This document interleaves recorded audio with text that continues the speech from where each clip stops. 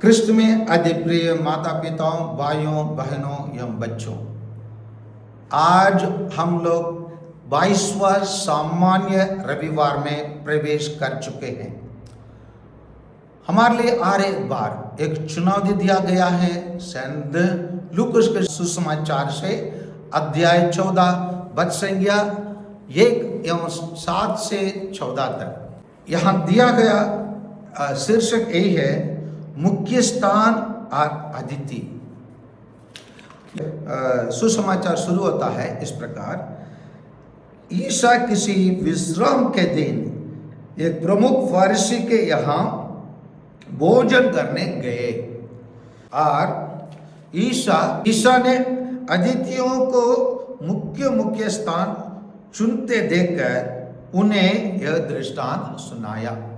विवाह में निमंत्रण होने पर सबसे अगले स्थान पर मत बैठो, कहीं ऐसा ना हो कि तुमसे प्रतिष्ठित कोई अतिथि निमंत्रित हो और जिसने तुम दोनों को निमंत्रण दिया है वह आकर तुमसे कहे, इन्हें अपने जगह दीजिए, और तुम लज्जित होकर सबसे पिछले स्थान पर बैठना पड़े।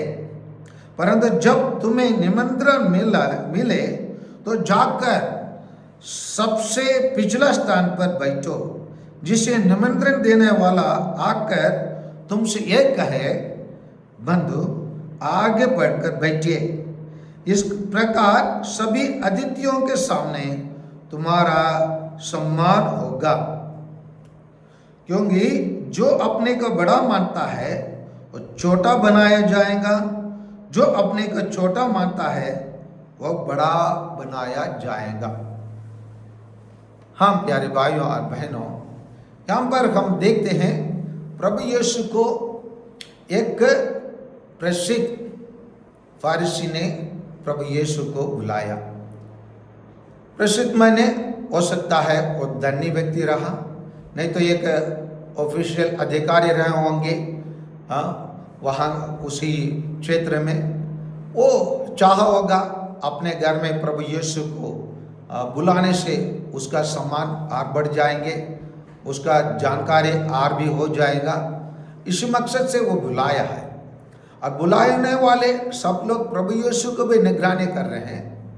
उन लोग निगरानी प्रभु यीशु से कुछ नुस्ख निकालने के लिए प्रयास कर रहे हैं, लेकिन प्रभु यीशु यहाँ उनका जो भोजन बरसाया गया उसी पर ज़्यादा ध्यान नहीं दिए, ना वो उसी परिवार वालों को तारीफ किए, परंतु प्रभु यीशु एक चीज़ को निगरानी करते हैं। कहा जाता है वैज्ञानिक, जो लोग वैज्ञानिक बनते हैं उन लोग ज़्यादा ऑब्जर्व करते हैं, निगरानी करते हैं, ध्यान देखते हैं चारों ओर क्या होते रहता है। इसी कारणवश उन लोग कोई भी चीज़ का आविष्कार कर सकते हैं। वैसे ही कोई भी एक प्रचार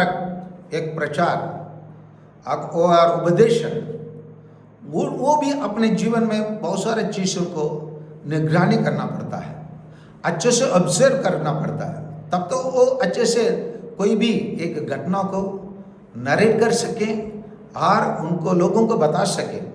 एक गुड नरेशन के लिए और कुछ एक अच्छे कहानी बताने के लिए एक उपदेशक एक अच्छे निगरानी करने वाला, ऑब्जर्व करने वाला व्यक्ति है, वही है प्रभु यीशु। इसलिए प्रभु यीशु वहाँ जो होता है उसी के देखकर प्रभु यीशु ईसा ने अतिथियों को मुख्य स्थान चुनते देखकर उन्हें एक दृष्टांत सुनाया। कैसे एक व्यक्ति महान बनना है।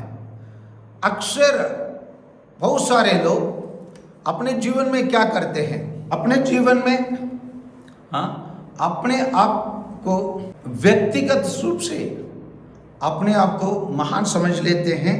जैसे हम लोग राजनीतिक लोगों को देख सकते हैं, उन लोग हमेशा कोई कैमरामैन के साथ जाएंगे और गलती से कैमरामैन किसी और दिशा में वो अपना फोकस को घुमा दिया, तुरंत उसको बुलाएंगे अपने आप फोकस करने के लिए दिखाएंगे। इसको हम लोग टीवी में भी देख सकते हैं, कैसे लोग अपने व्यक्तिगत को प्रदर्शित करने के लिए, व्यक्तिगत महत्व के लिए काम करते हैं।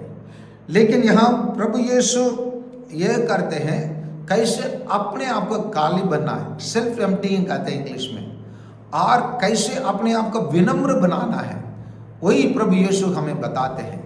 तो इसलिए हमको कैसे रहना है, समाज में कैसे रहना है, उसी को महत्व को प्रभु यीशु बताते हैं। और आगे बढ़ते हुए प्रभु यीशु ये भी बताते हैं अध्याय 14-12 में 12 से, फिर यीशु ने अपने निमंत्रण देने वालों से कहा, जब तुम दोपहर या शाम को भोज दो तो ना तो अपने मित्रों को बुलाओ और ना अपने भाइयों को, ना अपने कुटुंबियों को, ना अपने धनी पड़ोसियों को, कहीं ऐसा ना हो कि वे अपने निमंत्रण देकर बदला चुका दे। पर जब तुम भोज दो तो कंगालों, लूलों, लंगड़ों और अंधों को बुलाओ। तुम धन्य होगे कि बदला चुकाने के लिए उनके पास कुछ नहीं है, क्योंकि धर्मियों को पुनरुद्धान के समय तुम्हारा बदला चुका दिया जाएगा। यहाँ इसी चीज़ को हम लोग गंभीरता का लेने की आवश्यकता है, क्योंकि प्यारे भाइयों और बहनों, प्रभु यीशु ये शिक्षा देकर लगभग 2000 वर्षों हो गया। अगर हम प्रत्येक जन अपने आप को जांच करके देखेंगे तो हम किसको निमंत्रण देते हैं? हम एक प्रकार का पिरामिड का निमंत्रण देने वालों का सूची रखते हैं। हम लोग डॉट आउट करते हैं। सबसे पहले हमारे क्षेत्र में रहने वाले जाने माने वाला व्यक्तियों का नाम लिखेंगे। उसके बाद वहाँ के सरकारी दफ्तर में रहने वाले लोगों का नाम को हम लिखेंगे।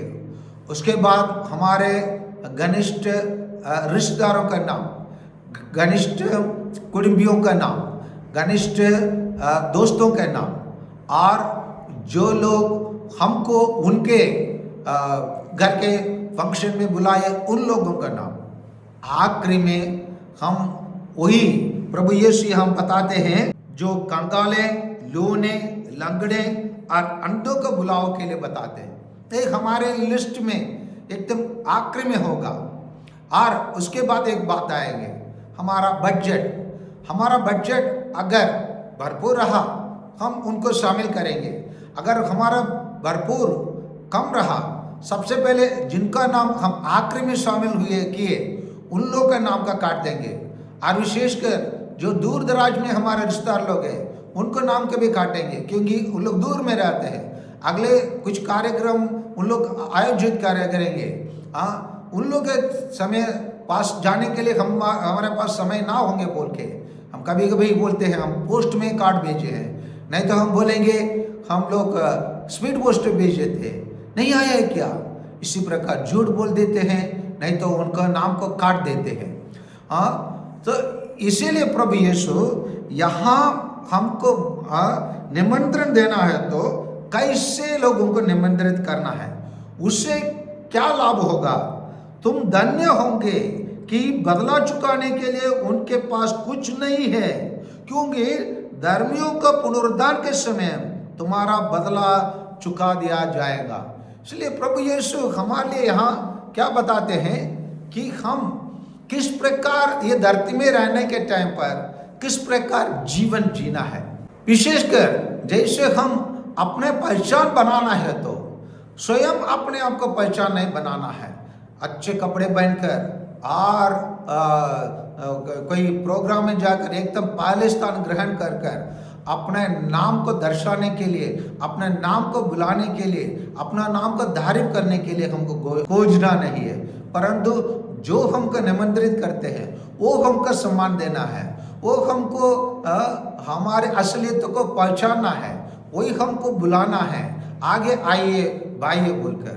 और हम लोग जब इस धरती में जी रहे हैं, अक्सर हम लोग रिश्ता बनाते हैं, 100 में 90% लोग दूसरों से रिश्ता इसलिए बनाते हैं उनसे हमें क्या लाभ होगा, उनसे हमें क्या मिलेंगे, उनसे हम कैसे क्या प्राप्त कर सकते हैं, इसी चीज को देखकर ही हम रिश्ता बनाते हैं।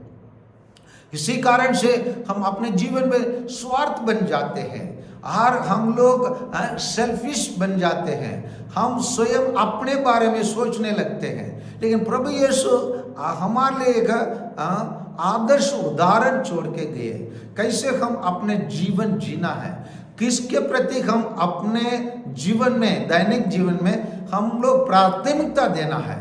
हमारी प्राथमिकता और उसके लिए हम जो भी संस्था है, और सरकार की संस्था हो और NGO हो या सामाजिक सेवा संस्था हो या शिक्षा संस्था हो या स्वास्थ्य संस्था हो, कोई भी संस्था हो, वो लोग ज़्यादा इन लोगों के प्रति ध्यान देने की आवश्यकता है। ये कंगालों, लूनों, गरीबों और अंतों को प्रति हमें ज़्यादा ध्यान देने की आवश्यकता है।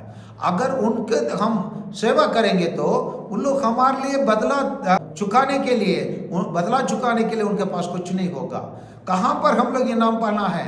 हम लोग यहाँ ओलंपिक में इनाम पाना, एशियन गेम्स में इनाम पाना, वर्ल्ड कप में इनाम पाना और लोकल में आयोजित संभाग्य का विभाग में इनाम पाना, ये सबसे ज़्यादा ईश्वर हमसे कहता है हमको इनाम पाना स्वर्ग राज्य में इनाम पाने के लिए हम अपने जीवन को अर्पित करना है और अपने जीवन को बदलना है।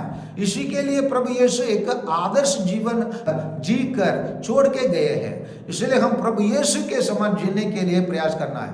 आइए प्यारे भाइयों और बहनों, इसी सुसमाचार से हमें क्या संदेश मिलता है? हमें यह संदेश मिलता है हम लोग सब एक अच्छे ऑब्जर्वर, निगरानी करने वाला, निरीक्षण करने वाला बनने की आवश्यकता है। अच्छे से हम अपने जीवन को निरीक्षण करेंगे तो हम अच्छे चीज़ों को पाएंगे और उसके अनुसार हम अपने जीवन को निर्माण करेंगे।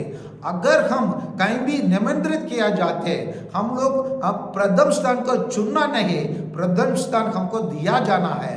निमंत्रित करने वाला हमको सम्मान देना है, स्वयं हम अपने सम्मान को खोजना नहीं है। किसको निमंत्रित करना है? अक्सर हम लोग प्रभु यीशु 2000 वर्षों के पहले वो ये उपदेश, ये दृष्टांत छोड़ के गए। आज भी हम लोग केवल वही लोगों को निमंत्रित करते हैं जो हमको कुछ कर सकते हैं और जिससे हमको कुछ प्राप्त किए हैं, उन लोगों के ही हम केवल आज तक सम्मान दिए हैं, निमंत्रित किए हैं। लेकिन प्रभु यीशु बताते हैं उन लोगों को आप लोग निमंत्रण करेंगे, उन लोग रेसिप्रोकेट करेंगे, उन लोग बदला चुकाएंगे और आपको सम्मान मिल जाएगा। सम्मान इस धरती में हमको प्राप्त नहीं करना है, हमें सम्मान प्राप्त करना है स्वर्ग राज्य में। इसीलिए हम लोगों को धार्मिक बनना है। धार्मिक व्यक्ति बनने के लिए ऐसे परोपकारी कार्य करना है जो ईश्वर की दृष्टि में उत्तम है और सर्वश्रेष्ठ है। आइए प्यारे भाइयों और बहनों, प्रभु यीशु के इसी दृष्टांत को हम अपनाएं और अपने घर जाएं और इसी को आज से हम जीवन में लागू करने के लिए, अमल करने के लिए शुरू करें। आमीन।